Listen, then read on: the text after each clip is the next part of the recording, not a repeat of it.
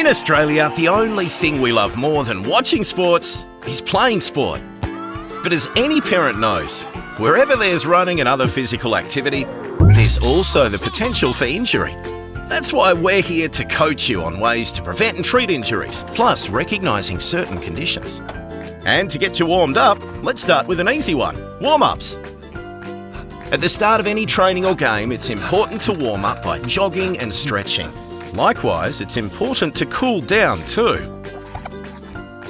It's no secret that kids grow fast, and the difference 1 year can make is huge.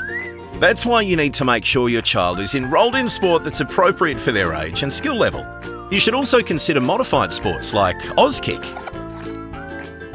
Depending on your sport equipment, helmets, mouthguards, padding and proper footwear can prevent or reduce injuries. And while you're at it, remember to protect them from the sun as well.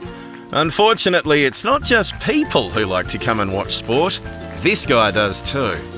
And when the sun's out, there's an increased risk of dehydration and heat-related illnesses, especially in sport where exposure is prolonged, like cricket and long-distance running. Cool water is the best choice for children to stay hydrated.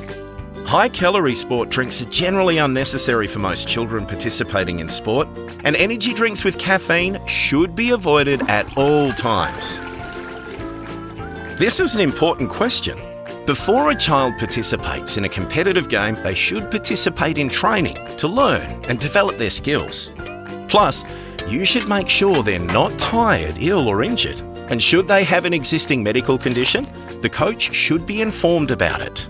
A concussion is a mild brain injury which can occur from contact with another player, equipment, or the playing surface. But what you might not know is that symptoms may not show until hours after the incident. So it's important to watch out for warning signs like the sufferer may have a dazed appearance, have a headache, feel nauseous or dizzy, experience confusion or memory loss, have sensitivity to bright lights or loud noises.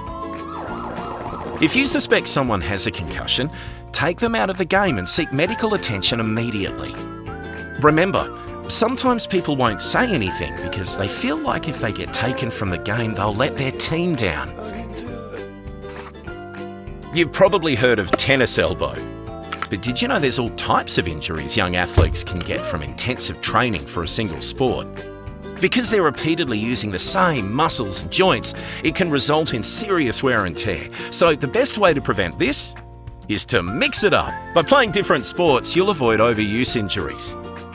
Injuries, unfortunately, are part and parcel of sport. We recommend that if you're going to be around kids training or competing, you should learn first aid and resuscitation techniques. That way you can sit back, relax, and enjoy watching the game, knowing that if something goes wrong, you're ready. For more information, visit kidsafewa.com.au.